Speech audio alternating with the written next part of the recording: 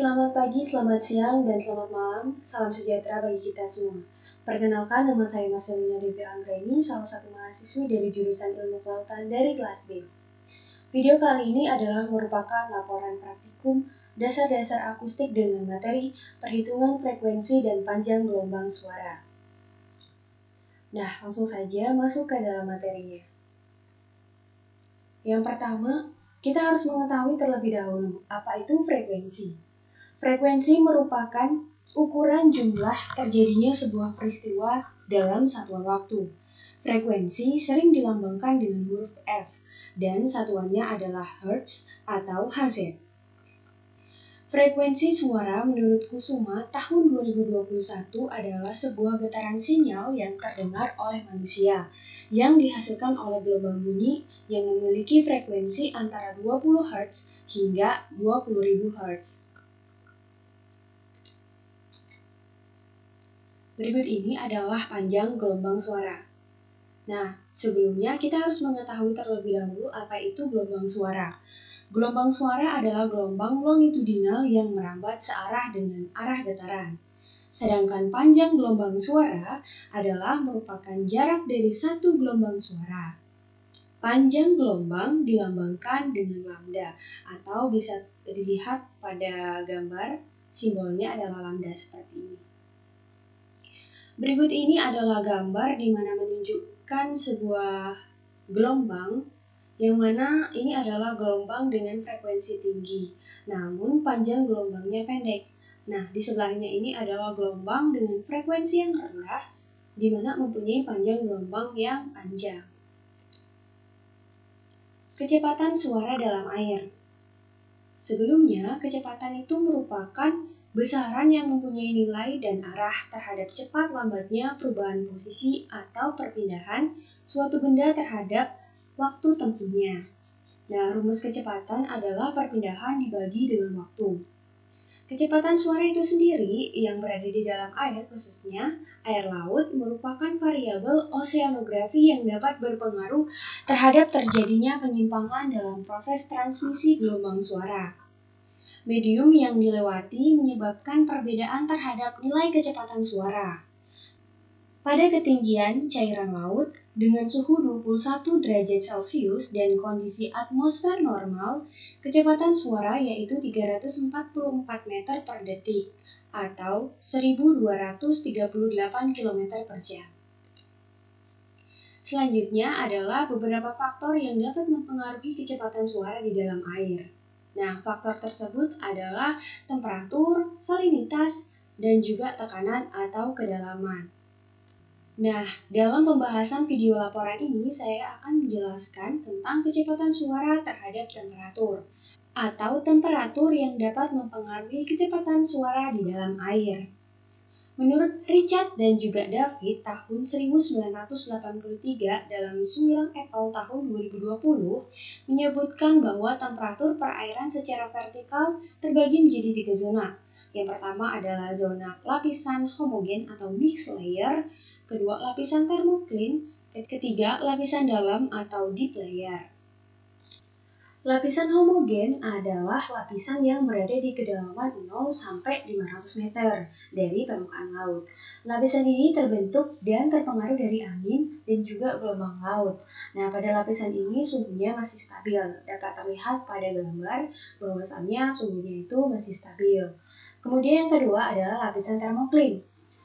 Lapisan thermocline merupakan lapisan yang berada di kedalaman 1000 sampai 1500 meter dari permukaan laut. Pada lapisan ini terjadi perubahan suhu yang sangat drastis. Nah, dapat terlihat pada gambar bahwasannya suhu itu menurun secara drastis. Kemudian yang ketiga adalah lapisan dalam atau deep layer. Lapisan dalam berada pada kedalaman 1500 sampai dengan dasar laut, di mana temperaturnya itu adalah sangat dingin karena pada lapisan ini cahaya matahari sudah tidak dapat menembus lapisan ini.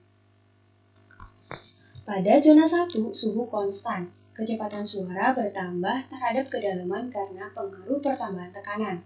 Pada zona 2, terjadi penurunan suhu secara drastis sehingga kecepatan suara berkurang terhadap kedalaman.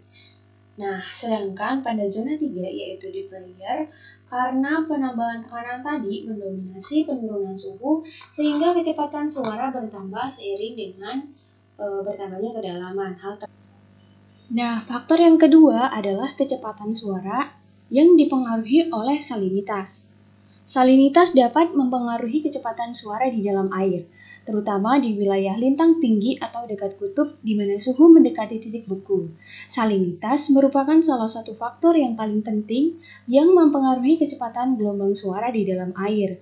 Distribusi vertikal salinitas pada wilayah tropis, ekuator, dan subtropis mengalami nilai yang paling kecil pada kedalaman 600 sampai 1000 meter atau sekitar 34 sampai 35 PSU.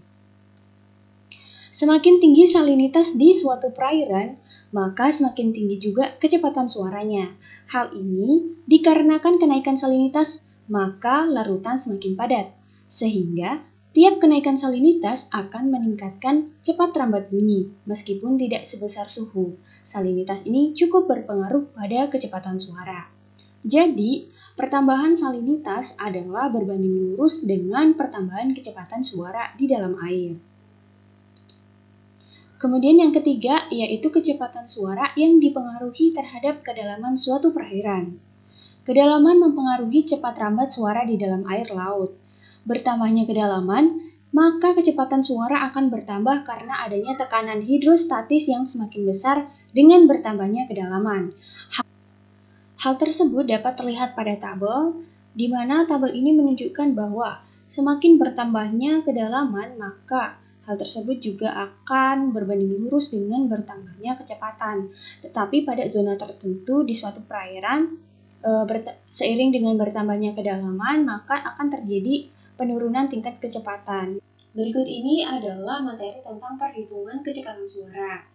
Nah, kecepatan suara itu biasanya dilambangkan dengan C.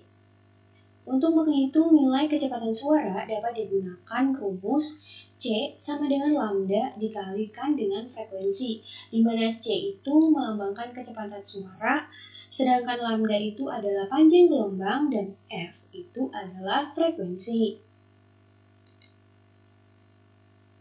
Nah, setelah saya menjelaskan materi tentang kecepatan suara di dalam air beserta pengukurannya, dapat disimpulkan bahwa yang pertama, perambatan suara memerlukan medium, contohnya seperti air, benda padat, dan udara. 2. Pada lapisan termocline, kecepatan suara akan berbanding terbalik dengan perubahan suhu di dalamnya. Yang ketiga, suara di dalam air juga mengalami atenuasi. Yang keempat, semakin dalam lautan, maka kecepatan suara akan semakin besar atau cepat. Kelima, semakin tinggi frekuensi dan panjang gelombang, maka nilai kecepatan suara akan semakin besar pula. Berikut ini adalah beberapa daftar pustaka yang saya gunakan dalam pembuatan laporan video praktikum dasar-dasar akustik ini. Baiklah, sekian penjelasan materi tentang pengukuran frekuensi dan panjang gelombang dari saya. Saya mohon maaf bila masih terdapat banyak kesalahan dan juga kekurangan dalam pembuatan video laporan praktikum ini. Saya mohon saran dan juga kritik dari kakak dan abang asisten sekalian. Terima kasih dan selamat pagi, selamat siang, dan selamat malam bagi kita semua.